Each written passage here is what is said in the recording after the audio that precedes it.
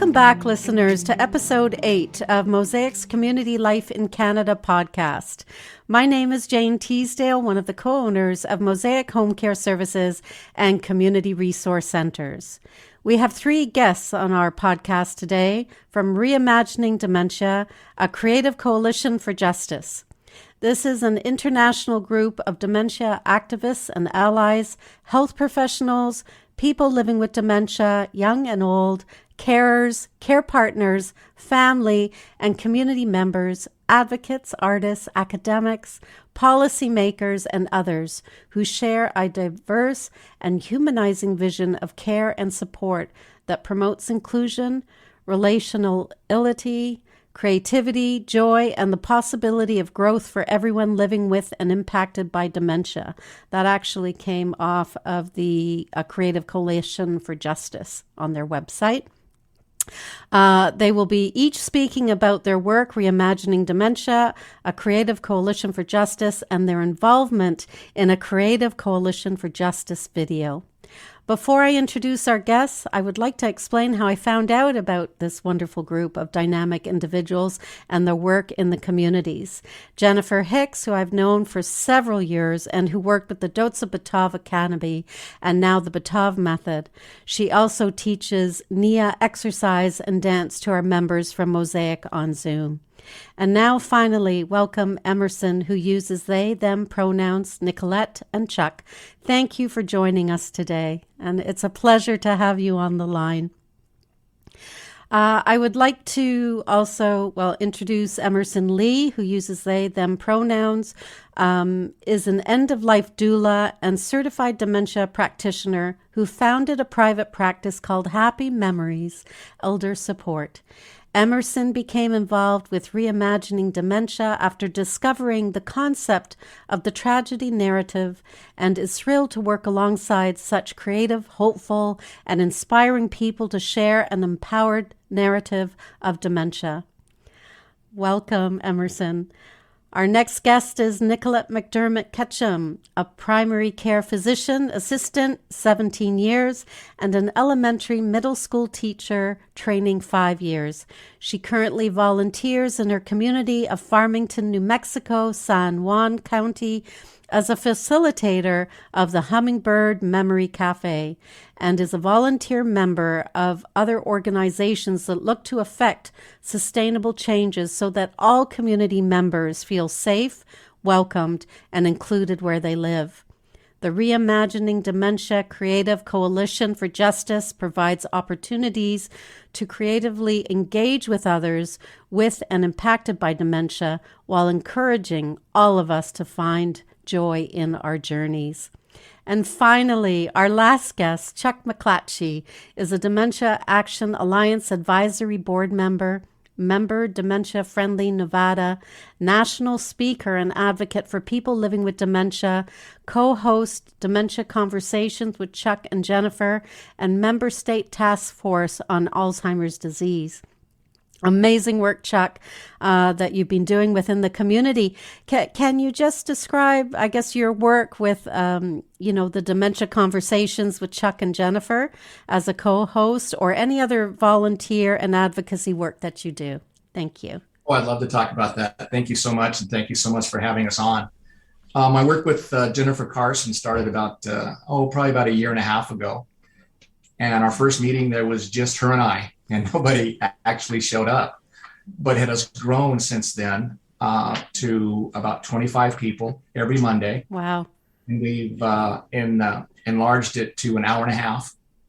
And now have a second one on Friday called Dementia Conversations with Kat and Nancy. Wow. And they do the same thing. And they have about 15 to 20 people every week. And it's not a support group. It's just an open conversation. We have people living with dementia. We have care partners. We have professionals come in. And it's just an amazing group. They've been talked about. People come on just to watch how we do our meetings. It's just kind of facilitated. Everybody has a chance to speak. There are no wrong answers, and there's no advice given. We tell people to say, this is what works for me, because dementia, every every journey for every person is different. So Yes. tell them, this is what works for me, and may not work for another person, and what works for them won't work for me. So it's really eye-opening to find out how open people are, and how we can talk about any subject that comes up and still leave on a positive note No, I that think I think that's I'm looking that's forward to. wonderful, definitely. And I guess that collaboration of people coming together and, maybe discussing their interests or I guess something that they've learned about the community or a new program. Yeah. So The best that's thing is they can come on and talk about maybe the worst day of their life yes. where Yeah. something happened, and they don't get judged because we've had the same thing happen to us. So it's warm, it's welcome, and we can discuss, even, things like that. So it's really great. Oh, well, thank you for sharing that. We'll find out some more information about you as the podcast unfolds. So Emerson, we'll start with you and Chuck. Where did the idea come from for this video, Reimagining Dementia, and how long did it take to create? Yeah, thank you, Jane. So it's kind of impossible to talk about the origin of this song without going back to the origin of the coalition. It was founded in 2020 by Mary Fridley and Dr. Susan Masad, and they founded it around this core message of relationality, creativity, joy, and hope for and with people living with dementia. And it's grown to over 650 members at 27 countries. And there's so many talented and passionate and creative people. And a lot of them are very musical. And so it was a really natural outpouring of that message with that group that we would create a song. So we see it as our gift to the world and a counter to the tragedy narrative. And it's really been in progression as long as the coalition's been around. Terrific. And Chuck, do you have any input to that?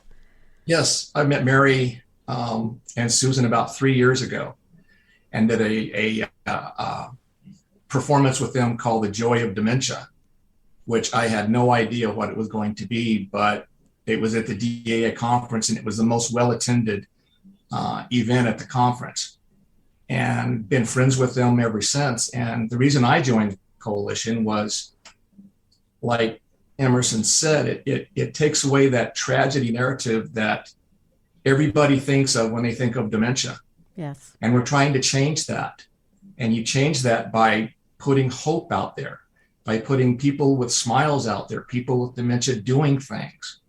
And that's why I think this song is so important, because it includes people living with dementia. And it attempts to change the face of dementia from, I think the old one is an 85-year-old person sitting over in a corner in a wheelchair drooling on themselves, to us. I was diagnosed at age 61. I have a friend that was diagnosed at age 51. And the entire outlook and everything of dementia is changing, and trying to put a positive spin on it where it gives people hope. And I think that's the most important thing. Yes. No, thank you for that. And I think to be part of a group and community and people, and definitely taking part in community, I mean, that really helps with your health. As you said, sitting at home alone is not going to be good for your health or brain health or whatever. So that connection to the community and what the community has to offer, and having friends around you and family is really important. Just a little bit about Simon Law, who was the producer of the video. How did this creation come to fruition, and how did he connect with professionals and those individuals who were filmed? And what type of research did Simon Law work on to produce this video? So I'll ask Nicolette this question, and then Chuck will have input. Thanks for that question. We are so fortunate, as Emerson mentioned, to have 650 members in 27 countries in the coalition who bring their talents to the coalition's work, including the gifted Simon Law. Simon produced the song, Let's Reimagine, and Robin Girton, another coalition member, produced the video. The creation of this song and video arose out of who we are as a coalition, including many of us who are musicians. Wow. And That is amazing. I mean, the song is so draws you in and so friendly, and just the background music and the people. Yeah, truly amazing video. And Chuck, what is your input on this? I guess in the work, I guess the work of Simon Law and the other individual. The meeting that I attended, when you get a group of creative people, there's going to be a lot of ideas and everything floating around. And I think that all the issues were handled. There was no one person that said, well, we are going to do it this way. It was always a group discussion, and everything was discussed. Everybody had their say. And then kind of as a group, they charted the way. And I think that's why everybody has such an ownership in the song. Yeah. Regardless of how much you put into it. As you can tell by my voice, I am not a singer, but I still felt involved with it because you help make decisions and you feel part of it. Yes. And it also shows that, if you empower somebody with dementia, you'd be amazed what can happen. And this is what, the song does. Yeah, most definitely. Thank you for that, Chuck. And as an organization and group, what are you hoping to achieve in connecting organizations, professionals, community agencies, academics, and families to this wonderful video? We'll hear from Emerson on this as well. Yeah, I think one of the really cool things about the song is that the call to action is in the title, which is Let's Reimagine. So we're asking everyone to join us in reimagining dementia through this video and being able to see it and be messengers of sharing it. So people are, of course, welcome to join the coalition. We would love to have them. And they're also welcome to just go out into the world and be those messengers that counter the tragedy narrative.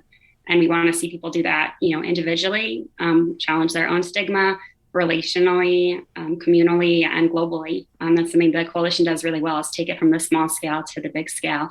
And we do have a lot of specific ideas that we've thought of for how people can engage with it. And those are on our website at reimaginingdementia.com. And then Chuck, your involvement, I guess, with this group, what are the things that you help with? I want to see, I have big hopes that I want to see multiple agencies and groups, because there are so many groups out there that work in the dementia field that don't know each other, and there are so many things that are provided by different groups. It would be nice to have these groups intermixed with each other, be able to work with each other. Welcome to our neighborhood. What would you like? Here's this service, here's this service, here's this service. Reason being is because when I was diagnosed 8 years ago, there was nothing there. And I know how that impacted me, thinking I had no hope. And that's when I wanted to make sure that people do have hope. And I think by reaching out to other groups, major groups, small groups, to say, come and join us, be part with us. And it gives the people that are living with dementia, their care partners, hope that, wow, look how many people are working together to help us. Yeah. And we have a long way to go. No, I truly understand that. Actually, yesterday I did a presentation on community and socialization for family care partners, for clients as well. And I spoke about community mapping, and just definitely what you were talking about, Chuck, is that sometimes families don't know where to go for assistance, or you're passed from one organization to the next, or social workers with one organization doesn't really understand what these other organizations do. And I think getting resources within the community as well, and finding out about social programs. And so within what Mosaic does, we really have done a lot of work with community mapping, knowing your area of a 1 kilometer area. Where are the centers that you can go to? Where are the community centers that you can go to? Coffee breaks, or meeting a friend at a coffee shop, or knitting groups, or whatever interests you? How can you access that? And I think you're absolutely right, is that, throughout the world, not only here in Canada or the States, is that we need to start implementing and thinking about that a little bit better. So thank you for those comments. So I'd just like to, I guess, comment on my perception of the video that stood out to me was that individuals wanted to experience new experiences, such as music, dancing, connections to one another, to be in the moment and in community and to be part of a community. There was an intergenerational component, which was very moving, of a young baby with an older person. In watching the video, I had felt it was very moving. The video portrayed compassion, connections, and empathy, which ran through the whole video. And it was just, I actually watched it several times. And each time I watched it, I saw a new thing or an expression or people laughing and having a good time. So what were some of the experiences that people have shared in watching the video? Can you share some of the feedback with our listeners? I know, Emerson, you do have some quotes from the website that you'd like our listeners to understand. And then obviously Chuck will have some input as well. Thank you. Yeah, thank you, Jane. So these are 3 different quotes that came from people who attended the launch party, and this was their live real-time feedback, which was really cool to see people. We worked on it for so long, it was cool to see people experiencing it in real time. One person said, "Thanks for opening my heart even further to this sometimes scary and sometimes uncomfortable way of being. Through your work, you have surpassed these 2 feelings for me and for many others." There was someone that said, "It inspires me to keep working hard in my work with all seniors. There's so much vibrancy and life in seniors without dementia and with dementia." And then this is how I really felt about it. I didn't write this, but someone said, "The pictures had people with such beautiful, happy smiles on their faces that it brought tears to my eyes," which a lot of people felt. So bring tissues when you watch it. And yeah, it's just really cool because people are just starting to engage with it, just starting to really feel it when they watch it. And we're excited to see how many more people get to watch it and see how they experience it. Right. And then Chuck, do you have anything you wanted to add to that? Yes, we had been talking about the website and the feedback that Emerson just talked about. And I think what's so important, and it shows with the baby and, the people smiling and laughing, that dementia is a family disease. It's going to affect every single person in the family one way or another. And those people have smiles on their faces because they talk about it. They talk to their family. There's no big secrecy. There's no hiding this or hiding that.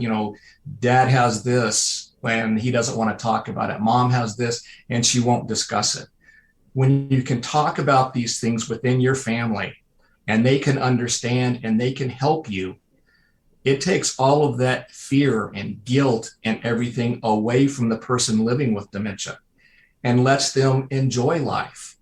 Yes. And there's no expectations from the family that they have what, they think you should be doing this.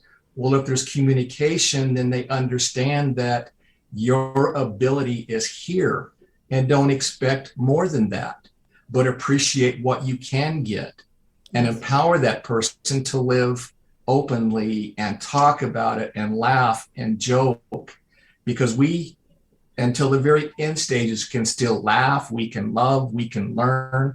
There's so many things, and all we have to have is just a little bit of empowerment. No, I thoroughly agree with that, a lot of professionals are looking at the deficits of older persons and, people with Parkinson's, dementia, any mental health. They're looking at the medical lens. They're not really looking at the whole person or the interests or connecting them to the community or even taking the time to listen, and that's definitely when person-centered care comes in. And, I think you're right that families do have to talk about it. We deal with a number of clients and families that want to keep things hidden. And we always recommend is, contact your local Alzheimer's Society. because they have wonderful programs online for people and family caregivers. So you do have to talk about it, and talk about it within the community and with your friends, so your friends are understanding as well. Thank you for that, Chuck. Very And much. I just want to ask each one of you about your role in creating this amazing video. So maybe we'll start with Chuck first. Well, I was involved a little bit on the, the planning part and some of the meetings, and it was just the meetings, the heart that went into it. That's why everybody feels it's part of them. That's, they're part of that song. They're part of the video. And I think if you talk to anybody that was involved in it, it was a very positive thing. And people were amazed, that it reimagines what people with dementia can do, given just a little bit of help. And I think the positive outlook of it, the actually using people with dementia in it, they're laughing and joking and playing with babies, I think starts that process of removing the tragedy narrative and having people accept us for who we are and where we are in our journey. Yes. No, thank you. Well spoken. Emerson. Yeah, like Chuck had said, there were, so many different ways to be involved. And one of the coolest things about the coalition is we don't have any required participation. You just organically offer what you can when you can. And I found I was able, there's so many different points where I was able to say, oh yeah, I'm available that day. So I'm on the outreach committee, the steering committee. I attended the lyric development sessions, recording and singing sessions. And as Mary likes to point out too, that we all play a role in being leaders in sharing this message. And so there's just so many different ways to be involved, to use your strengths. You don't have to be, a singer or musician to have been part of it. Okay. Nicolette. I also wanted to comment that I think the beauty of this song and video is that it celebrates the humanity of all of us in all our presentations, and it celebrates the uniqueness that we all are. So I really hope that people get that message from the song and the video as well. And as far as how I was involved with the song and the video is, I'm a member of the steering committee and the outreach committee, and then also attending the various sessions like Emerson was mentioning, of the development of the song and the video. Excellent. And then I guess for our listeners and viewers, how would individuals connect to the website and advocacy on reimagining dementia? Maybe Nicolette, you can provide that information. So information about the coalition in general, as well as the song and the video, are available at www.reimaginingdementia.com. Thank you for that. Hopefully everybody wrote that information down. And how do you intend on getting this video out into the communities and throughout the world? And how can people help with that? Or I guess community organizations, but is there any ideas? Maybe we'll start with you, Chuck. I'm the one, I guess I'm one that has really high hopes that, there are so many places that want information, and especially here in Las Vegas where I live, there are a lot of retirement communities, and they have big centers and they have big meetings. To be able to have them be able to view this, and because that there's a lot of them that are suffering or that have dementia, but they're afraid to get checked, and it kind of gives them a chance to understand that there's life after a diagnosis. You are the same person that walked into that doctor's office that walks out.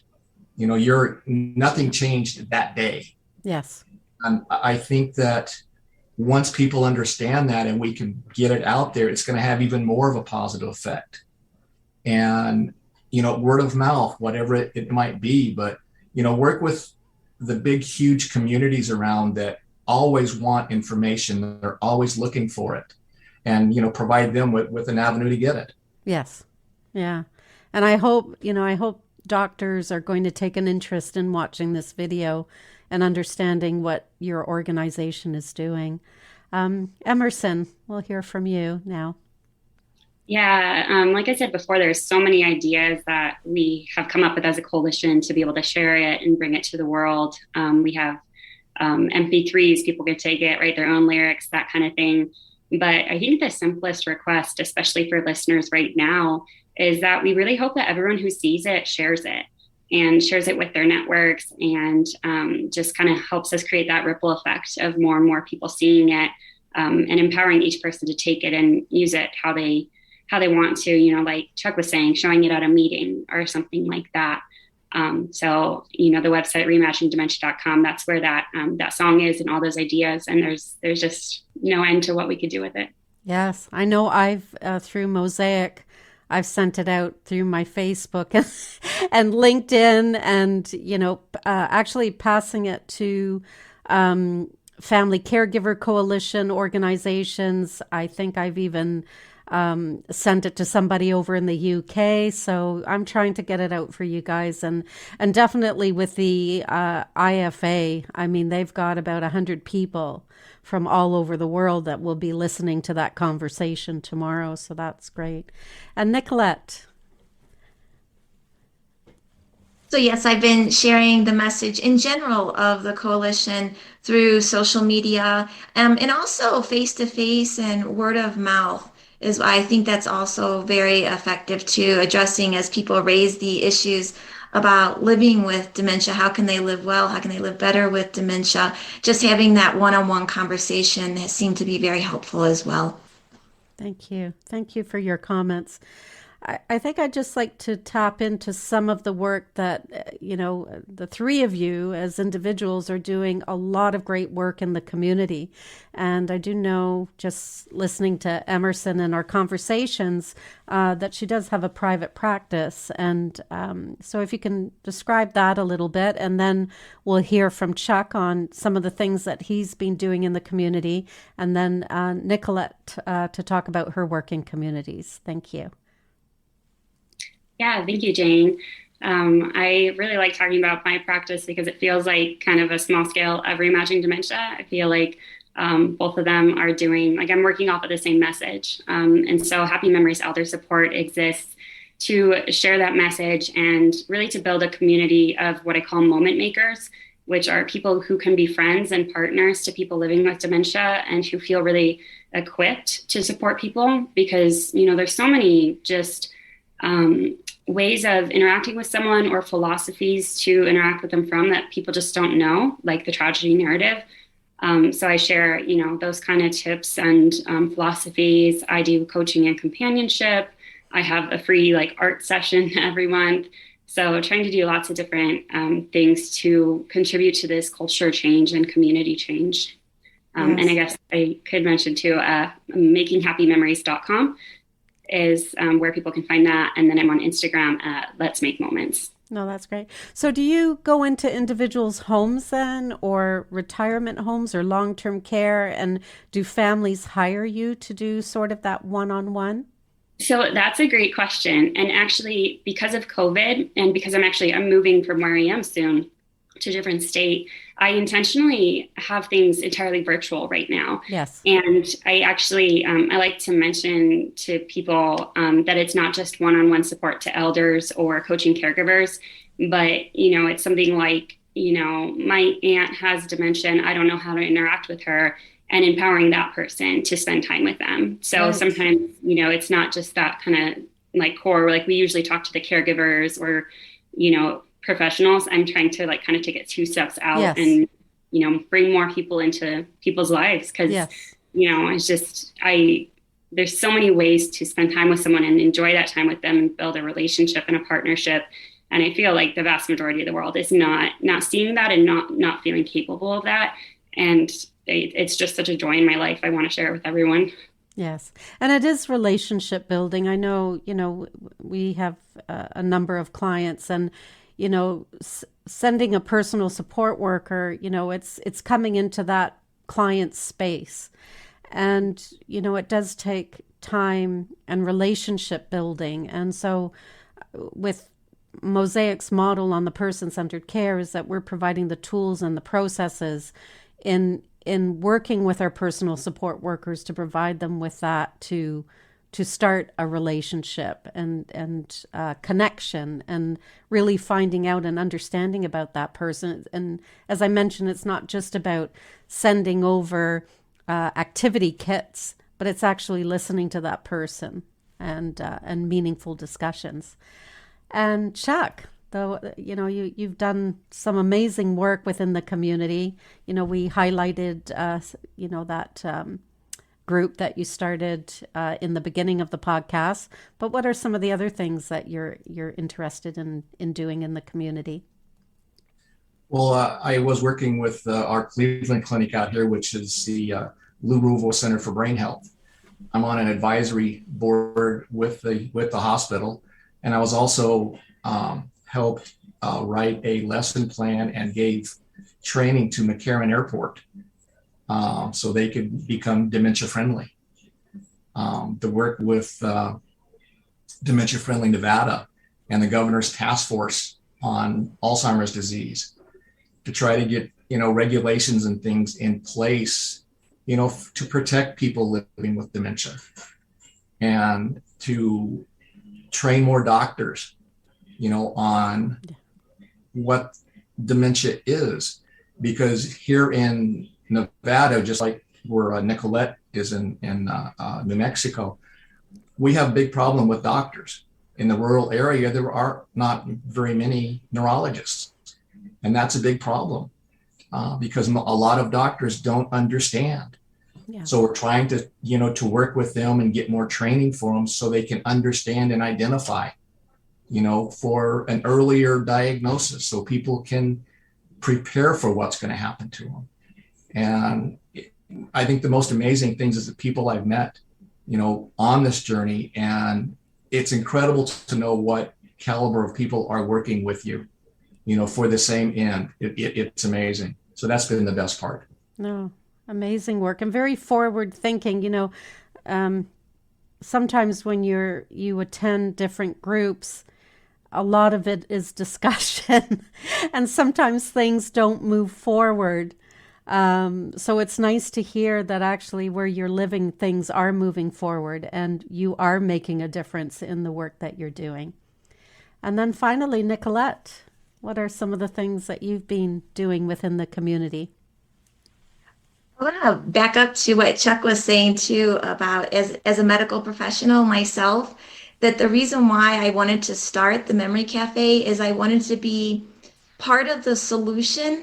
Since I encountered many challenges as a primary care provider in where to get resources for people living with dementia. And so I like fun events. So I explored this concept of the Memory Cafe. And the Memory Cafe, as we are running, and a lot of people run their cafes this way, it's a social connection for people living with dementia and their carers, although we really encourage other members in the community to join us. Because there's not that distinction made at the cafe. We're all gathering together to celebrate our humanity, utilizing the arts to make connections with each other. So I just want to encourage, if others are interested in starting memory cafes, there's memory cafe directories out there. The Memory Cafe directory that has a lot of ideas and representations of thousands of cafes throughout the world. And then if people would like to learn specifically about the Hummingbird Memory Cafe, we're at Hummingbird Memory Cafe on Facebook, Instagram, Spotify, and YouTube. And I'm happy to take emails as well. hummingbirdmemorycafe@gmail.com if people would like to talk about starting a cafe or what some of our challenges and opportunities have been with the Hummingbird Cafe. Oh, that's pretty amazing as well. Mosaic, I had spoken to Nicolette because almost, I guess about 7 or 8 years ago, we were approached by the Alzheimer's Society of York Region. And I guess the Andrea Ubel had sort of looked at these memory cafes around the world, and there's a lot of them in Australia, in the UK, and we started one. Within our resource center at Mosaic, there is a space that we've opened up for the community, and we started a First Link Memory Cafe, and it was amazing. We had interesting speakers come. We had an opera singer, and talking about brain health. Just, I don't know, interesting people that, sort of made a difference to somebody's life. And that they were interesting discussions as well. It wasn't just talking about health and, what happens with when you have Alzheimer's, dementia, and this type of thing. There was resources that we had as well if people needed it. But it was the group coming together, and the beauty of it is that people felt very comfortable coming together. It wasn't a massive group of people. It was probably about 20. So those individuals got used to seeing each other each week or each month. And I had, when I went over to the UK, I was asked to go and visit one of the memory cafes there. So it was nice to see in another part of the world how they're doing their memory cafes. It would be nice if there was a memory cafe group that you could connect with and just talk about this. But maybe that's something, Nicolette, that maybe we might need to start in the future if we have time. And Can I just add that there is. There is. Okay, great. Yes, the Memory Cafe directory. Good. Okay. Online. Yes. All right. So I better check that out as well. I didn't know that there was, that there was that. And now I think, so what we're going to be doing for those people that are watching the YouTube video through Mosaic, we will be adding the video for you to watch, and we will be putting the music onto the podcast as well. So at this time, I think we would like to hear some of the reflections from the video from Nicolette, Emerson, and Chuck. So we'll start with Nicolette. Thank you. So I think one of the things that really stood out to me in the video is the diversity and the representation around the world of people. We mentioned this now in a number of statements, that just the joy of, and I know we're focusing on dementia, but just celebrating life as well. And Emerson?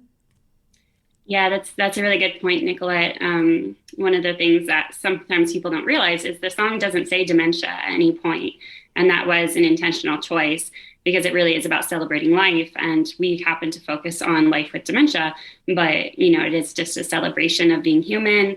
And that's what really stands out to me every time I see it is, I can talk all day about the living well with dementia, and people either get it or they don't, but they see one clip of someone dancing and they're like, oh, I get it. I see it. And I think that's the power of the video. It's, you got 7 to 9 minutes long of seeing clip after clip after clip. And I think that, like Nicolette said, the diversity, you just see so many just people being human. Yes. And Chuck? I think I'll just go back, like with what Nicolette said, that it shows the joy of life. And all the things that we talk about can be used in everyday life. Communicating with your family, enjoying the time together. I think that's what it shows. And that the dementia family, that's what I call it, is around the world. There are other countries and stuff that have just as many people as we do, with dementia. And I think that by showing each other that, this is what works for us, this is what works for us. Look at how much information is around the world, yes. How different societies deal with it, and how different people deal with it. And try to get it from this scary thing that nobody wants to talk about in the sunlight. And anytime you can bring something like that into the sunlight, a lot of that fear goes away. And you understand that, yes, I have this, and I've had it for 8 years, and I've enjoyed my 8 years, and I will continue to, and fight every day. because working with people like this and watching that video and knowing how many people are working for us, Yes. that enlightens me on a daily basis to do the things that I do. Yeah, no, exactly. Great points, Chuck. And, I think the other thing too is people have new experiences. They might have, created things or enjoyed music at one time. Maybe now they don't. But I think the group, Reimagining Dementia, that provides a basis and community, I think, for trying new things. And you may have new goals and, different interesting things that you want to take part in. So that's sort of what I also got out of the video as well.